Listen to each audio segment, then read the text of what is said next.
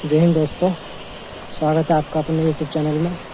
आज हम उत्तर भारत की जो पहली जल विद्युत परियोजना है, जिसका नाम गलोगी जल विद्युत परियोजना है। ये गलोगी जल विद्युत परियोजना देहरादून जनपद के अंतर्गत मसूरी, जो बहुत मशहूर है मसूरी, वहाँ पर एक भट्टा फॉल है, उस भट्टा फॉल पर बनाई गई थी।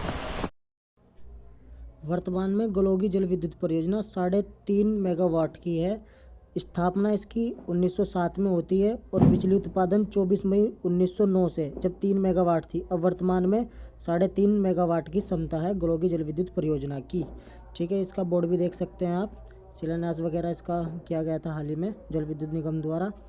ठीक है, भारत में पहली बार बिजली का उत्पादन दार्जिलिंग पश्चिम बंगाल में किया गया था। ये भी इंपॉर्टेंट क्वेश्चन है, आपका ध्यान रखना है। पहली बार बिजली का उत्पादन दार्जिलिंग पश्चिम बंगाल में किया गया था। इसे देखकर आप अंदाज़ा लगा सकते हैं कि 1 2 3 4 रखे हैं जो 3 मेगावाट के हैं और एक आधा मेगावाट का संयंत्र है। भारत की पहली जल विद्युत परियोजना यदि बात करी जाए, कावेरी नदी पर बनी शिव समुद्रम थी, जो 1902 कर्नाटक में स्थापित की गई थी, भारत की पहली। और जो गलोगी है वो भारत की दूसरी है, उत्तर भारत की पहली। मसूरी संबंधित और अन्य महत्वपूर्ण एग्जाम में पूछे जाने वाले प्रश्न देख लेते हैं हम। जैसे कि अक्सर पूछा जाता है कि मसूरी पहाड़ों की रानी किसे कहा जाता है? मसूरी को। जबकि पहाड़ों का राजा चक्राता को कहा जाता है। इंपॉर्टेंट, आप ध्यान रखेंगे। ठीक है, यदि बात करें नेक्स्ट, गंगोत्री यमुनोत्री मंदिरों का प्रवेश द्वार किसे बोला जाता है? तो वो भी मसूरी को बोला जाता है, गंगोत्री यमुनोत्री मंदिरों का प्रवेश द्वार। मसूरी को बसाने का श्रेय किसका था? तो कैप्टन यंग को जाता है। किसको जाता है? कैप्टन यंग को। कैप्टन यंग एक शिकारी था। उसने पहले यहाँ मकान बनाया 1823 में, और जब उसे लगा कि यहाँ अनुकूल वातावरण है तो उसने घर बना दिया 3 साल बाद 1826 में। अब वो यहीं नहीं रुका, 1826 में घर बन गया। अब वो घर बन गया तो बच्चों के लिए उसने पार्क भी बनवाया। किसके द्वारा? कर्नल विस्प के द्वारा पार्क बनाया गया 1827 में। जब पार्क बन गया तो यानी कि पार्क की छाँव भी होगी, कहीं ना कहीं पेड़ लगे होंगे, तो 1827 में ही मसूरी में छावनी परिषद की स्थापना की गई थी। कब? 1827 में। जब छाव बनने लगी तो वहाँ बैठ के बियर पिए जाने लगी, तो 1830 में बियर फैक्ट्री हेनरी बोल ने बोतल खोल दी वहाँ पर। बियर फैक्ट्री कब स्थापित हुई? 1830 में मसूरी में हेनरी बोल ने स्थापित की थी। नेक्स्ट, जब उसका सर्वेक्षण करने के लिए कोई ना कोई आएगा, जॉर्ज एवरेस्ट ने सर्वेक्षण कार्यालय स्थापित किया 1833 में। और एवरेस्ट चोटी भी कहाँ पर है? मसूरी में है, देहरादून जनपद के अंतर्गत आती है। और यदि मसूरी सेमिनरी की स्थापना, जो प्रथम स्कूल था, जॉन मैकिनन द्वारा 1835 में की गई। जब दारू पी रहे हैं तो सर्वेक्षण किया गया तो स्कूल स्थापित कर दिया। किसने? जॉन मैकिनन ने। 1843 में बच्चों के लिए मसूरी पुस्तकालय समिति का गठन किया गया, जिसका प्रथम अध्यक्ष वेंसी टार्ट को बनाया गया। वेंसी टार्ट को 1843 में। 1843 में ही मसूरी नगर पालिका का गठन किया गया, यानी कि अब पालिका बननी शुरू हो गई, नगर बनना शुरू हो गया, बच्चे शिक्षित होने लगे 1843 में। 1843 में ही द हिल्स समाचार पत्र का प्रारंभ किया जॉन मैकिनन ने। जब नगर निगम बन गया, बच्चे पढ़ने लगे, तो समाचार पत्र भी पढ़ा जा सकता है। कब? 1843 में द हिल्स जॉन मैकिनन ने निकाला। उत्तराखंड की धरती से प्रकाशित होने वाला पहला समाचार पत्र था। अब बात करते हैं लबसना की। स्थापना कब होती है इसकी? 1 सितंबर 1959 को। डेट ध्यान रखेंगे, इंपॉर्टेंट है। लबासना का प्राथमिक नाम, जो पहले नाम था, राष्ट्रीय प्रशासनिक अकेडमी था, जिसकी स्थापना 1 सितंबर 1959 को हुई।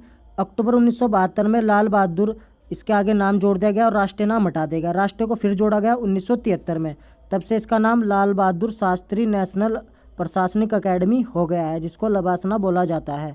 स्थापना आप ध्यान रखेंगे 1 सितंबर 1959 को होती है। ठीक है, अन्य महत्वपूर्ण पॉइंट, हिमालय क्लब मसूरी की स्थापना 1841 में की गई थी। पूछे जाने वाले क्वेश्चन है, इंपॉर्टेंट है। हिमालय क्लब मसूरी की स्थापना 1841 में है।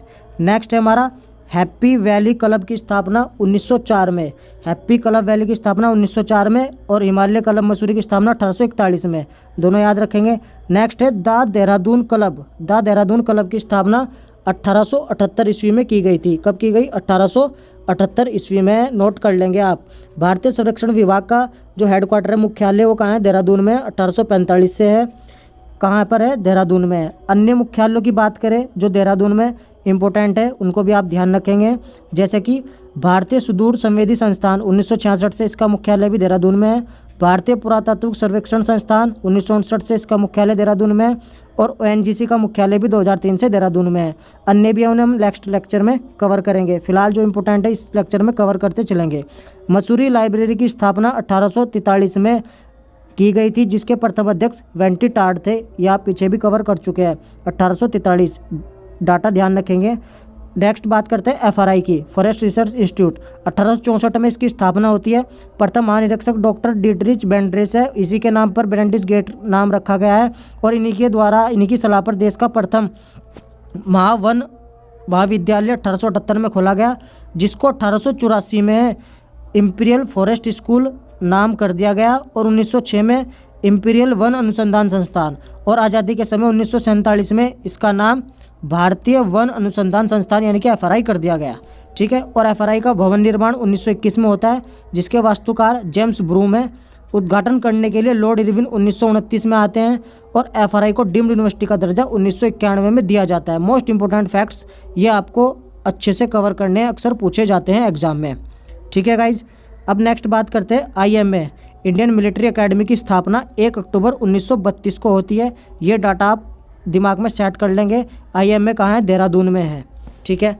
नेक्स्ट बात करें यदि हम इसकी स्थापनाकर्ता कौन थे? फिलिप चैड वुडवर्ड इसके स्थापनाकर्ता थे IMA के। नेक्स्ट, यदि राज्य का पहला चिड़ियाघर की बात करें, मालसी डियर पार्क 1976 में जिसकी स्थापना की गई थी, मसूरी रोड पर यह पड़ता है। मालसी डियर पार्क देहरादून में है। राज्य का पहला चिड़ियाघर है, 1976 में स्थापना होती है। अन्य park butterfly park, Rajaji park और फन वैली पार्क, ये सभी भी कहाँ पर है? देहरादून के जनपद के अंतर्गत आते हैं। इनको भी आप ध्यान रखेंगे, बटरफ्लाई, राजाजी और फन वैली। यदि वन नगरी की बात करें, वन नगरी देहरादून को बोला जाता है। लीची नगर या लीची नगरी के नाम से देहरादून प्रसिद्ध है। ये दोनों फैक्ट्स भी आप देहरादून जनपद के अंतर्गत ध्यान रखेंगे। यदि बात करें देहरादून में क्लॉक टावर की, इसका निर्माण आनंद सिंह द्वारा 1948 में किया गया, जिसके शिलान्यास के लिए सरोजिनी नायडू द्वारा 24 जनवरी 1948 को किया गया। उद्घाटन लाल बहादुर शास्त्री द्वारा अक्टूबर 1953 को किया गया था। लाल बहादुर शास्त्री 1953 को करने आए थे इसका उद्घाटन। नेक्स्ट बात करें यदि कोलागढ़ में सरकारी चाय बागान कब प्रारंभ हुआ? कोलागढ़ में सरकारी चाय बागान 1844 में प्रारंभ हुआ था। ये भी मोस्ट इंपोर्टेंट फैक्ट्स आप ध्यान रखेंगे। यदि टपकेश्वर महादेव मंदिर की बात करें, देहरादून में है। तमसा या टोंस नदी के किनारे स्थित है टपकेश्वर महादेव मंदिर। श्री प्रकाशेश्वर महादेव मंदिर भी कहाँ है? मसूरी रोड देहरादून में पड़ता है। यह मंदिर भी ध्यान रखेंगे। नेक्स्ट है हनोल देवता का मंदिर, देहरादून में है।